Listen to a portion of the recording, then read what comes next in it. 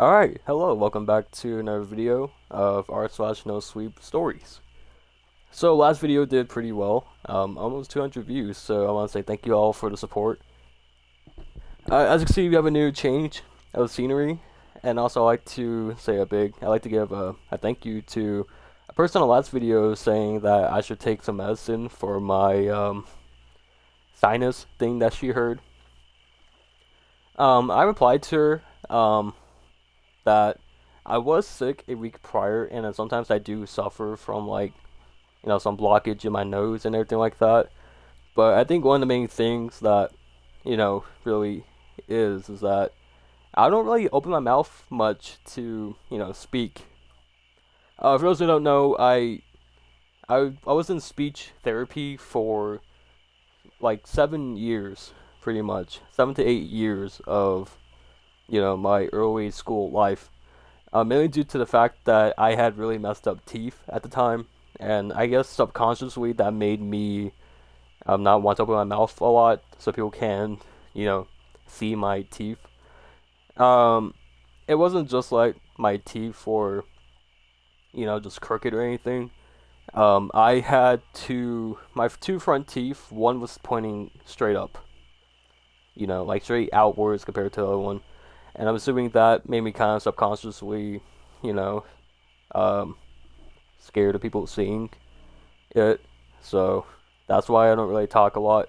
They're a lot better now. I had braces for a long time, so my teeth are straight. Just sometimes I, you know, forget to really open my mouth a lot more to, pronunciate stuff and all that. So I want to say thank you to that person who commented. So but yeah. So we're in a new scenery, and I don't want to waste more time. I think last time I took 3 minutes to get into the story, so I'm gonna start reading right now. I'll put the link in my Twitch chat because this is streamed live on twitch.tv/JenkyJohnson. For those who don't know.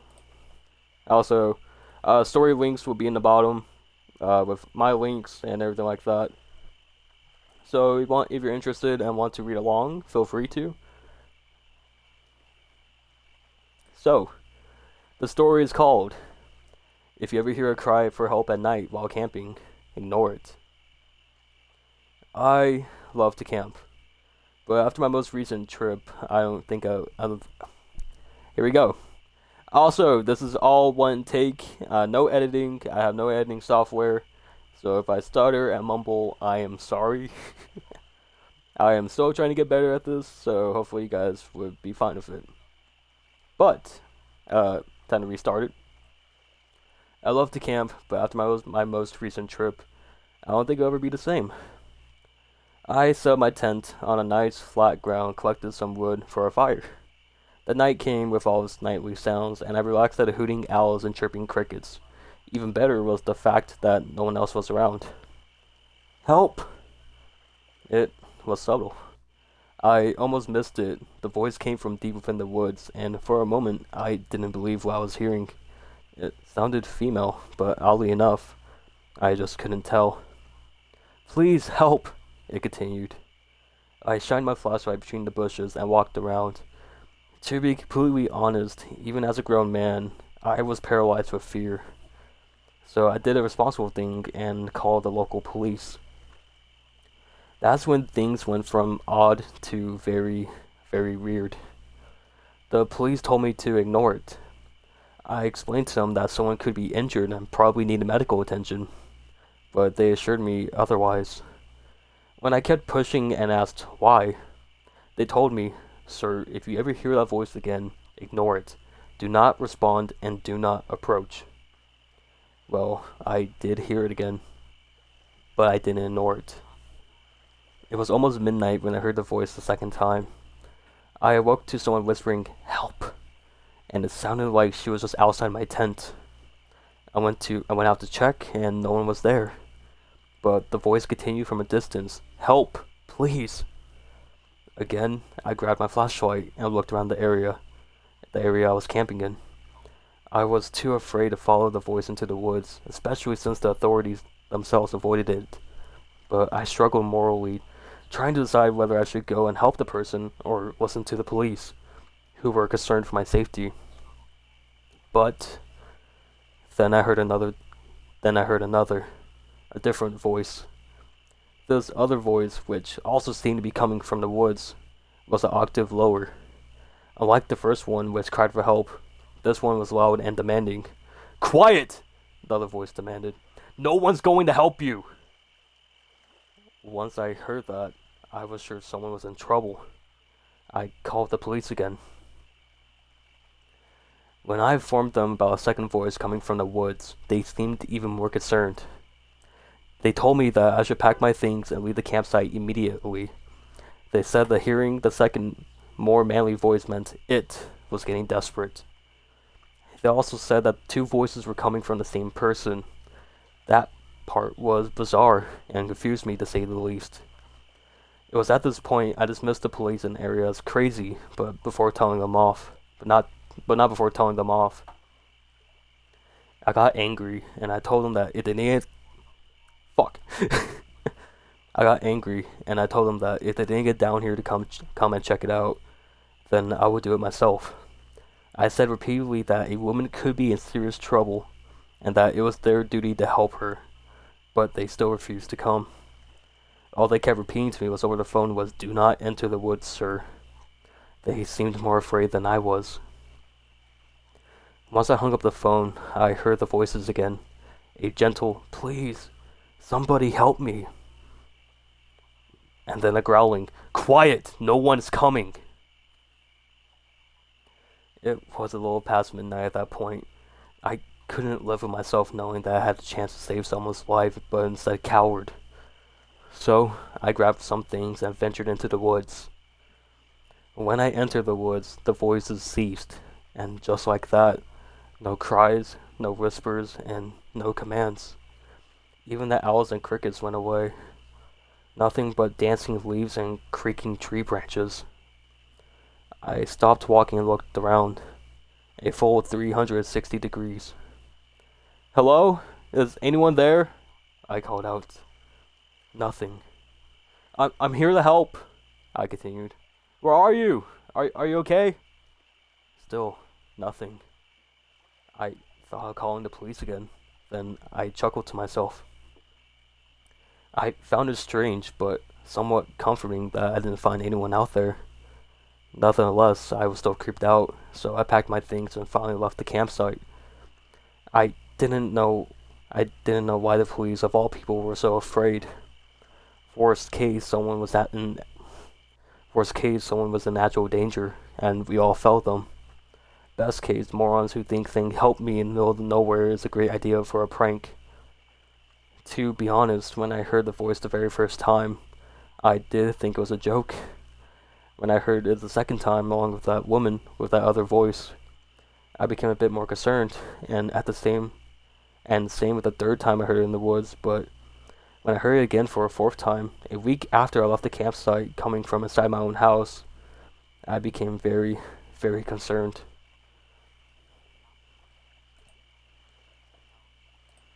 Okay, so that is part one of the story series, I believe. Honestly, though, I really do enjoy that. I think what he encountered was a skinwalker, I believe. You guys don't know skinwalkers. I'm pretty sure they're the ones who can transform into animals and also mimic other people's voices and stuff like that. So, honestly, that's gonna be good. I will be reading part 2 of this, also. So, I don't know. Oh. Okay. Never mind. I will not be reading part 2 because what he linked is actually a video to his YouTube channel, which honestly, if I do say so myself, is really great marketing. So I can't really be that mad. I don't think I did that story justice because I can't really read for shit. But I do think it was really good though. I give it a solid 7 out of 10.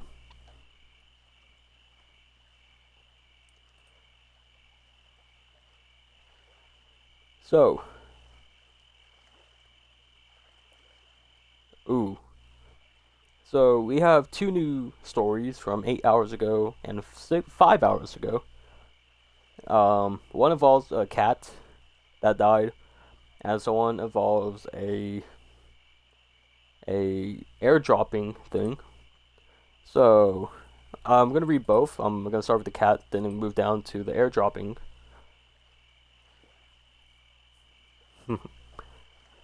This one is honestly not that long, so it might be a good read. Let me take another sip of my drink real quick so I can, not die from thirst while I speak.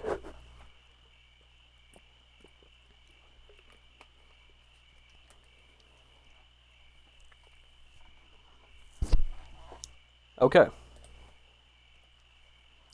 As like the last story, I'll be putting the link into my Twitch chat and in the description of the video if you want to read along with me. Alright. My cat. I already fucked up. My cat died a month ago. I just found out why I'm so hearing him at night. My cat was named Spider-Man. He was a little cuddly jerk of a black cat who hated everyone and everything except for me, my wife, my daughter, and my son. Even my son, he was only just starting to warm up to. Any cat owner knows that cats get up to all sorts of hijinks at night. Ours was no different. Spider-Man would run around chasing imaginary mice, would jump onto high places just to leer at us, would rustle in any paper bags he found and would try to find cords to bite on. If he could wake us up to tell us he was hungry or thirsty. A few months back, he started to blep constantly. By that, I mean he has his tongue sticking out all the time. We thought it was an issue breathing. But then found out he had really bad periodontal disease that was hidden from view. The vet handled what they could, removing several teeth and amputating part of his jaw. But even after weeks of recovery, he only seemed to get worse. By early May, he was spending most of his time just sitting still, drooling in whatever surface he was laying on. It was clear that he was in pain. But cats can't tell you what's going on, can they? The only time he ever seemed active was at night, when we find him suddenly energetic and back to his old habits. Rustling things in the other room, even knocking over a plate onto the ground. One day, we found he just didn't want to eat anymore. After he went full 24 hours not touching his food, went back to the vet and they got him into an X-ray, finding a mass in his throat. The mass would be more or less inoperable. While they could conceivably remove it, it would be expensive, and what's more, the operation could leave damage that they would need to address. But would need to talk to the patient to gather info about. Back to the problem of communication. Okay, wait, hold on. I'm gonna reread that real quick.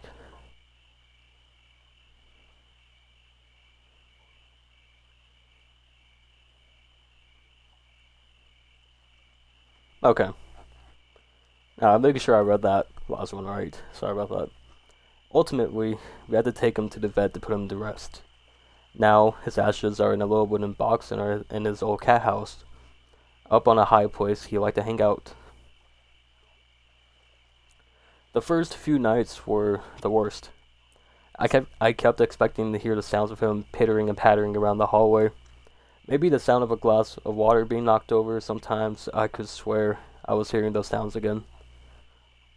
Last night was the worst. I just couldn't sleep. I kept on hearing those same old indications that he was around. A cardboard box being scooted around the floor, the sounds of scratching at our door. I thought it must just be my imagination. I nudged my wife awake and she heard it too. My next thought was that surely one of my kids must be up and out of bed playing with stuff. I got up, ready to tell whichever kid to get back to bed. Nothing could prepare me for what I saw. It wasn't any of my kids. I got up just in time to see a short, thin old man rifling through a trash can in the kitchen. I audibly gasped and it startled him. He looked at me, then ran, incredibly quickly, and escaped through the front door, locking the door behind him. He had a key. I have a single camera set up to record my house. It pointed at the sliding back door, but I could see the reflection of the entryway in the glass just a little. I pulled up the footage and I found places where the camera detected motion and recorded, but I couldn't see what had triggered it. I have written these incidents off because wait, what? No.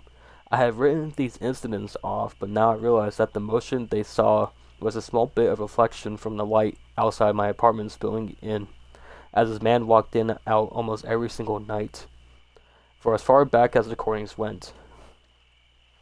Suddenly, it hit me that I had various unexplained disappearance of household groceries for the past year. A can of corn here, a loaf of bread there. This man has been entering my place with a key he has somehow acquired, wandering my home where my kids slept, and have been stealing food. Never anything valuable, not my Xbox, not my laptop or tablet, just food. And all this time, I had assumed all the sounds I heard at night were my cat, running around and playing. All those times my cat woke me up meowing, and I would tell him to shut up before eventually waking up cursing. All those times that he had food in his bowl, water in his dish, but was still meowing his head off. I assumed he was just an asshole of a cat, but cats can't tell you what's going on, can they? Okay. So, that was the story of my cat died a month ago, and I just found out why I'm still hearing him at night.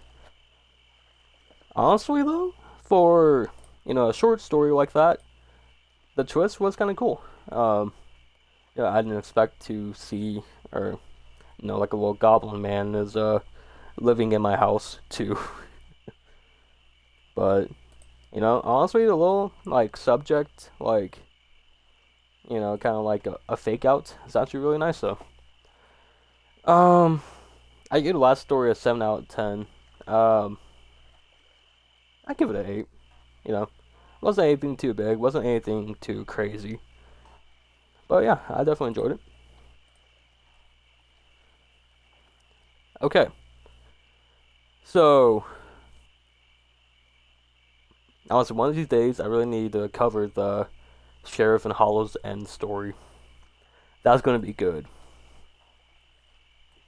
I'll wait till it's over, then I'll cover it, maybe in a week or two from now. How long is this story? Okay, this one. Ooh, that one.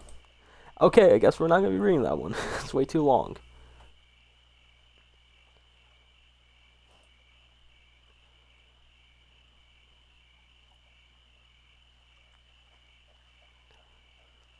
Also, this one is pretty long too. But honestly, I think this one actually might be better. Okay, so this one was actually posted 12 hours ago. Let me put that right here. So, something is killing the patients at the Pine Hill Mental Hospital. He walks these halls with steps like dripping water. His bloated hands are as purple as rots in dark places. He passes through the walls with damp and chilly air. If I die in here, it wasn't sickness, it wasn't an accident, it wasn't suicide. It was him. The note was stuck to the bottom of the bed. I only found it because I was looking for a way to rip a piece off the frame to hurt myself with. I was going through a very dark time in my life, and it was about to get darker. I've been admitted to the Pine Hill Mental Hospital after my breakdown back in mid-January. But I suspected that it always felt like winter at Pine Hall. The corridors were cold and drafty, and the thick, dusty windows made the skies outside seem perpetually gray, with their stressed expressions and exhausted, shambling walk. It was hard to tell the staff apart from the patients. Pine Hill Mental Hospital was a place where society dumped the people it was ashamed of, then conveniently forgot about them. I couldn't have said why I kept the odd little note. It felt like a good luck charm, or at least a reminder that somebody out there had been crazier than I was. Until the night I was awoken by a strange sound, like dripping water. I sat up in the blue darkness, listening as it passed by my door, and entered the room next door. It took my sleep-addled brain a moment to realize what was so wrong about the fact the door had never opened. Whatever it was just suddenly inside the room next door. The walls in Pine Hill were thick stone, but noise traveled in the place, like the man across the hall who laughed for days straight until his throat was so raw that he fell silent. Or the old woman to my left who moaned in her sleep. But from the room to my right, I barely heard a sound. Until now. Hello? A husky voice asked, Who are you? Drip. Drip. Silence. What are you doing in my room? The tiredness had been replaced by fear. Hey, say something! There was no reply, but the echo of droplets hitting the floor. Then, the strangling sounds began. It was like the person in the room beside me was choking on their own tongue. I frantically pressed the panic button with no result but desperate clicking of plastic. Drip. Drip.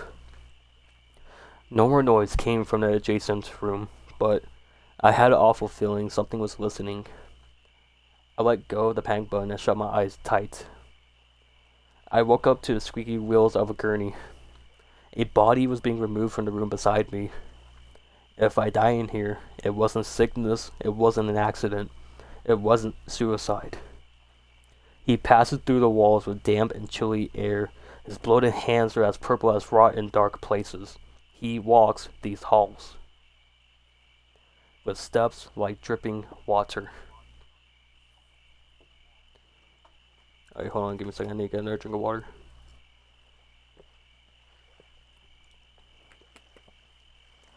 God, I hate this month. An orderly grumbled from the hallway. Why you think they always punch their ticket in February, huh? Fuck if I know, his partner snorted. Nasty, dreary weather. No holidays, start of another miserable goddamn year. Take your pick. My heart was racing. Had I just hallucinated the awful events of the night? Or was there something more to the note I found beneath my bed? As I waited for my session with the chief psychiatrist, Dr. Harlow, I wondered which was more terrifying, not being able to trust my own mind or whoever haunted the halls of Pine Hall Mental Hospital. Dr. Harlow was a white-haired, muscular man who reeked of optimism, and clean living. Up close, I would have sworn that he actually smelled like organic vegetable sections of a supermarket. He shook my hand and flashed a bright smile before our session. Considering how gloomy the hospital was, I wondered how he pulled it off. The man's cheerfulness bothered on the delusional, but he didn't miss a trick. We've been talking about the events that led to your mission to Pine Hall, but you seem distracted. How are you adjusting to your stay here? It's a big change, I admitted. I was always a strong one, the one who never complained, and I guess I just never imagined that I could end up here. We each have our cross to bear. Dr. Harlow smiled and tapped the rim of his wheelchair. Often, it's not the one we would have expected. He didn't sound like he bought my story, looking at the metal cage around his leg. I wonder what happened to this guy. If anything bothers you during your time with us, Dr. Harlow went on, remember that I'm always listening. It was only later, back behind the locked door in my room, that the good doctor's final comment might have meant more than it seemed. Dr. Harlow held the keys to my freedom from Pine Halls, but as long as I was there, I had bigger problems, like Big Bill. Big Bill was a huge nurse who seemed to take my mental illness personally. I don't know whether I reminded him of someone he hated or if he just didn't like my face. But whatever it was, he seemed to enjoy making me hurt. When he drew blood, I watched him smile evilly as he missed a vein after vein on purpose. He rough-handled and shoulder-checked me every chance he got. And I wasn't the only one. He left the scrawny teenager locked naked in the shower room until his lips turned blue and he was shivering too much to stand. When I complained to Nurse Avery, one of the kindest orderlies, she just sighed. Big Bill is a nephew of some board member or other. Even the psychiatrist can't stand the guy, but there's nothing we can do. The scrawny teenager approached us, shamelessly eavesdropping on our conversation. "Can I help you, Harrison?" Avery rolled his eyes at him. "Yeah," the teen sniffled. "Actually, I think you can. You do the schedules, right?" "That's very perceptive of you," Avery nodded. "Can you put Big Bill on the night shift?" "I guess I could. I'd probably catch hell for it, though. And are you sure you want to risk being alone with that guy at night? I mean, even during the day, the rest of us can barely hold him back." "Just a week or two, that's all I ask. By then, I'm sure Bill's board member uncle will have blown up at you, and you'll have to apologize to the scumbags. But it would mean the world to me." "I don't want to make an enemy of Big Bill," Avery hesitated.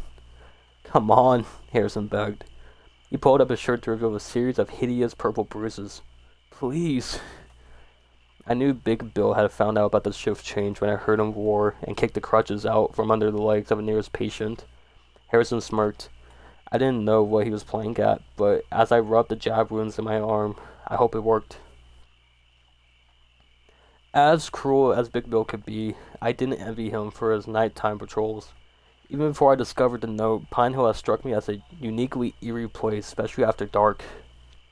The 100-year-old building creaked and groaned as it shed its renovations.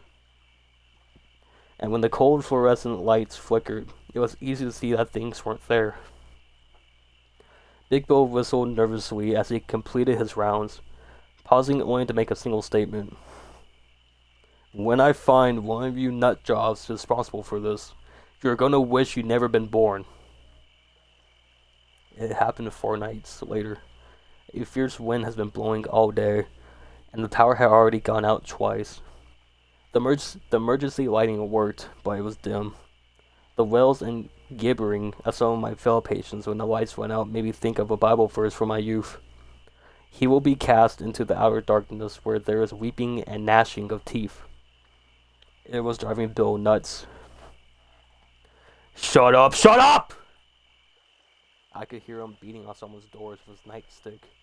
Seconds later, his crazed face appeared in the square plexiglass window of my room. His eyes were wild, his face red from all the screaming. I could see clumps of spit and snot in his brown mustache. "What about you, freak? You want some? Are you gonna off yourself like your little brother? Oh, yeah. Are you gonna off yourself like my little brother? Your freaks are all the same." Drip, drip. It was the same as before, and it was coming from right behind Bill. Through my small window, I watched huge, purplish blue fingers coil around his neck. His eyes grew wide with surprise, then slid out of focus and as he collapsed. The coroner ruled his death was a heart attack. The next day, there was a memorial poster in cafeteria for William Big Bill Combs, mentor, caregiver, and friend. Harrison was caught scratching the faces of a few of the smiling photos when the orderlies released him. I took him aside for a hushed conversation.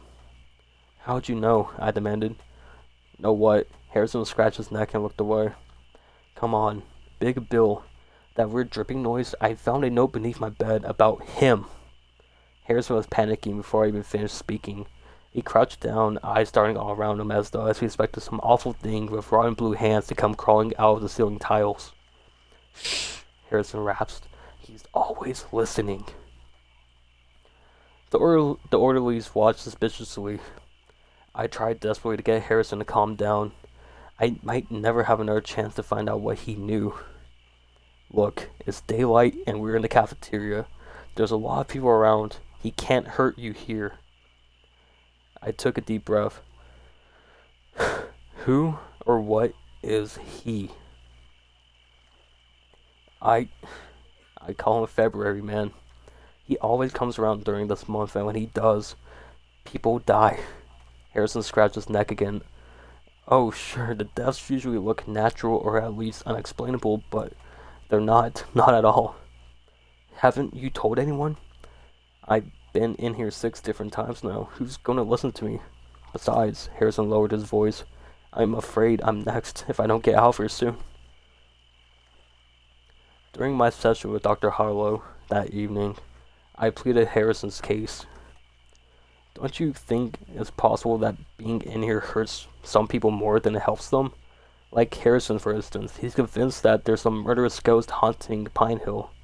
And having to deal with that on top of all the other issues he's facing, I trailed off. We all want Harrison's suffering to end. Dr. Harlow rolled over and squeezed my shoulder kindly.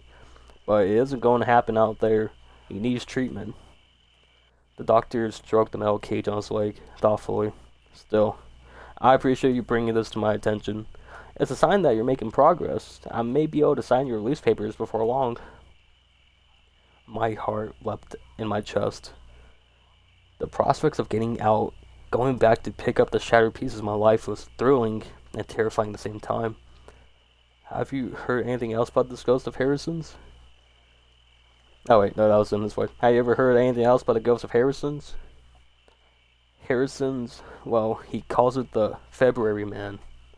He says that when it kills, he says its rotten purplish hands can walk through walls. Oh, no, it has rotten purplish hands that can walk through walls. Fascinating, Dr. Harlow chuckled. Well, I suppose we have to bring up their patience. We don't want a mass hysteria on our hands. Come, we need to get you back to your room. It's almost time for light out. Back in my room, I thought about Harrison. About how he had been so sure that he was in danger. About how he stayed close to me ever since our conversation, like he was scared to be alone. Now he was locked up all by himself in a dark room, just like I was. And it was almost time for the February Man to start making his rounds. I shivered and rolled over and fell into a dreamless sleep. I dreamed of dripping water. I woke up to the sound of a squeaky wheel. The gurney. What happened to the other one? Norley was asking. You got a hold of some sleeping pills somehow. You know that little corner of the room? The one where the camera can't quite see? He went back there and took them. They're gonna give us hell for this, his companion complained. I sat up in bed. Harrison.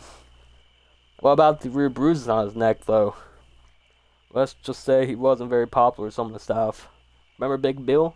The orderly laughed. My blood ran cold. Big Bill never hit patients where the bruises could be seen, which meant that Harrison's bruises were new, probably from last night. I remember that final line of the note. If I die in here, it wasn't sickness. It wasn't an accident. It wasn't suicide. It was him. The February Man. I know how this is going to sound, I told Dr. Harlow during our session that afternoon, but I think Harrison was onto something. The doctor lifted an eyebrow. I'm not saying it's a ghost or a curse or anything like that, but 3 deaths in 1 month? The winter months are always a rough time for us, Dr. Harlow sighed.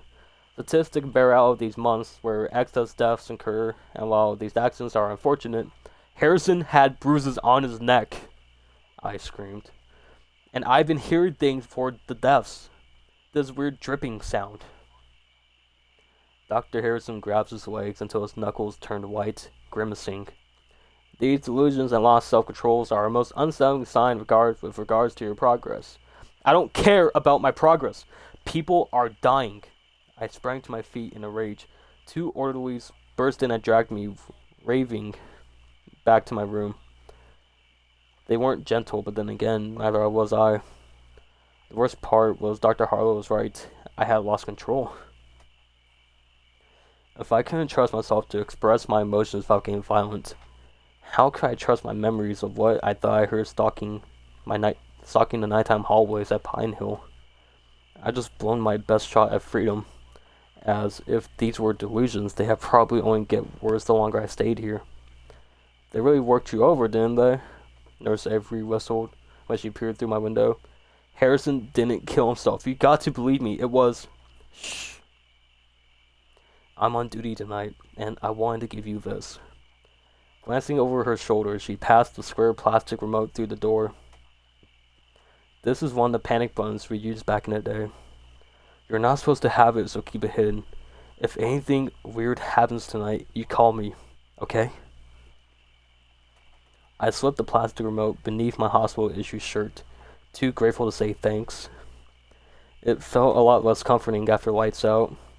The drafty air blew over me like the monster's breath. Shadows seemed to move in corners of my room. Then I heard it. Drip. Drip. My breath caught in my throat. It was coming from inside the wall. The emergency light and camera on my wall suddenly went dead, and the wall behind me opened like a hungry mouth. Drip. Drip. In what little light reached in from the hall, I saw a pair of large, bluish-purple hands emerge from the blackness. It wasn't the rot of death. I was looking at it. It was surgical gloves. Drip. Creak. It wasn't dripping. I was hearing it was creaking. The creak of a metal leg brace. Dr. Harlow limped through the passageway behind the wall. You ended Harrison's suffering by killing him, I gasped. You didn't approve of Big Bill methods, so you got rid of him too. And that person in the room beside me. Another lost cause, like Harrison, like you. If you can't be cured, you don't deserve to spend your life trapped in your own mind. You deserve mercy. The needle glinted in his blue-gloved hand.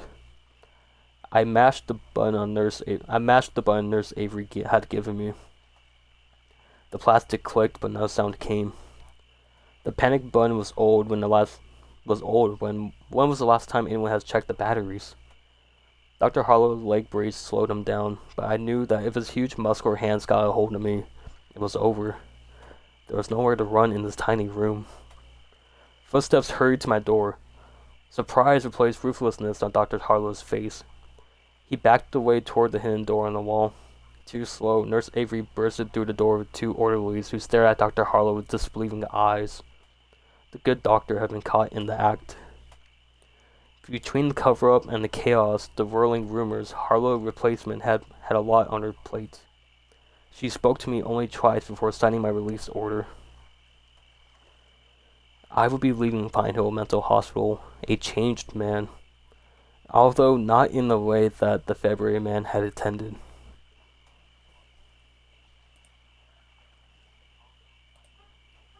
Okay, so that's the end of the story. There is, what is this? Okay, this just takes me to a whole different. Okay, it just takes me to a different subreddit. But yeah, honestly though, hopefully I could have read that a lot better though, but I really did like that story though. I give that a 9 out of 10. That was really good. I would have never expected to believe that Dr. Harlow was the one actually committing the murders and stuff like that. But that is honestly a really good twist though. I really enjoyed that one. I'm giving that an upvote. That was actually really good. I really like that one.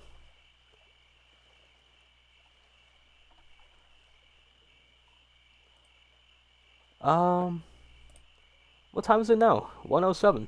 Okay. I do want to do one more.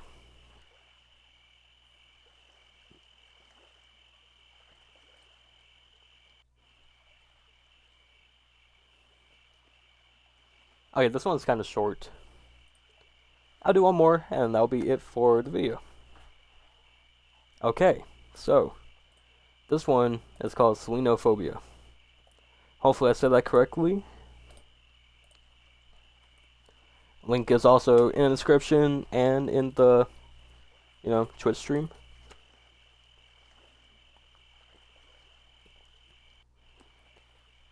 Okay, so last one.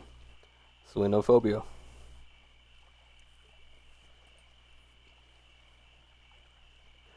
I woke up, my head spinning to my TV blaring at me from a stand in the corner of the room. It took me a few moments to recognize the message displayed on my TV said, "Emergency Alert System." It said that there was a lunar anomaly. It was odd because I memorized most of these types of signs and information, but I never heard of one like this. What even is a lunar anomaly? At the bottom it said it was at King Place in my hometown, and a few other towns nearby, starting at 2:45 a.m. Oh crap. I look at my phone clock, 2:30 a.m. It said to take supplies, food, water, etc., and go to my room with no window. Go to a room with no windows. At 2:42, I locked myself in the bathroom. I grabbed quite a lot of food and water, a phone charger, my phone, and my headphones. At 2:45, I got settled and waited a while watching my phone. At 2:47, a scream penetrated through the silence of the night. I flinched. Another scream. More and more screams joined the disturbing chorus. The screams were horrific. It sounded like they were being boiled alive. At 3:10, my phone started to glitch for about 5 minutes every once in a while. A message on the flop up, I would get to read the whole thing, but I saw a picture of the moon. At 3:24, the screaming stopped 10 minutes ago. I didn't dare to go outside. Whatever is out there, I want to see. Okay. Disclaimer, I am reading what I'm seeing, just it doesn't make sense, so I'm going to try to make it some sense of it. So if I do double take and reread something, whoever wrote this, probably didn't go back over to re-edit it, so I'm not stupid, I'm reading what I'm seeing. So back to it. At 7:56 a.m., I dozed off. Normally, in my neighborhood, this time the birds would chirp, cars would drive through, and dogs would bark, but none. It was a silence, complete silence. At 12:43, I decided to go out at 2. At 12:43 p.m., I decided to go out. That was short-lived, though, when another person screamed. Probably thought whatever was happening was over. At 3:24 p.m., I haven't had a lot of friends since I moved to Canada, except for one. They are my neighbor, George, who was a nice, funny guy, who I met when I was just moving in. I moved in after I was in Vancouver on a business trip. My family disappeared, and it's just been tough. But he was there for me. But imagine how it crushed me when I heard George's voice join a symphony of screams. At 5:46 p.m., a knock on my door shattered the everlasting silence drifting through the air. I stayed quiet, then I heard it was him, George, but it wasn't him. I know it can't be George. Whoever was the one talking. No, it's the one talking. When my parents dispersed, it wasn't just them, it was the whole town. It's happening here too. The thing was masking the sound of my dead friend starting. What? The thing that was masking the sound of my dead friend started talking to me. Come out. The moon is so bright. It's so beautiful, Joe. Please, we can see it together. I started crying quietly. My only friend who had been taken. Bang, bang, the thing pounded my door. While screaming at me to see the moon, I can't take it anymore. I finally stared at the moon and stared back. It was so beautiful. Hey, I just want to say it might not be the best because it's my first time to post here. Okay. So it was his first story. I'm not gonna be too like over hypocritical on it or anything. Uh, yeah, constructive criticism. To feel a little rushed in the telling. Yeah, suspense is the big thing. Okay, so I'm gonna give my own interpretation of this though. So, assuming what the OP was writing is that apparently wherever this lunar anomaly is currently is pretty much brainwashing people into screaming their lungs out, I believe, and either converting them to like something like whoever the one is. You know what I mean? It's kind of like demon, I'm assuming, or demonic. Honestly, really good storytelling. Like the way that what he wanted to tell was really good. But yeah, definitely the rushing part of everything. But if this is the first story, it's pretty good. It could have just been a lot longer. 'Cause I feel like it did ended up being kind of rushed towards the end. Just I stare at the moon and then, it was beautiful, and then just blank. you know. For first time, I give it a 6 out of 10. Yeah. But yeah, so I think that will be the end of the 4 scary stories of r/Nosleep. If you guys enjoyed this video and you made it this far, make sure to leave a like and subscribe. If these keep doing pretty well, I'll keep making them. I have a lot of fun. Also, I'd like to give big thanks to Suki for telling me to actually change up my scenery. Sorry though, it isn't kind of like the close mirror thing. I don't know which one you guys enjoy a lot more, being close to the mirror or kind of far from the mirror, or kind of like this, like my first one where I talked about people dying in Disneyland. That's a whole different video. It didn't do pretty well though, but I actually kind of had a lot of fun talking about people who died at Disneyland, even though how sad and messed up it is though. I think it's also kind of good to shine a light on Disneyland and how they attempt to cover up stuff. But yeah. So, I don't want to keep you guys any longer. Make sure to leave a like and subscribe. All of the stories will be down in the description. You guys want to see them. Plus a link to r/Nosleep if you're interested in. These videos will be coming out once a week. Unless you guys want to see them more, and I'm down to make them. These only take me like an hour to make. So, if y'all enjoy, leave a like. And share it if you guys want, But yeah, I don't want to keep you guys any longer. Thank you guys so much for watching the video, and I'll see you guys later. Bye, everyone.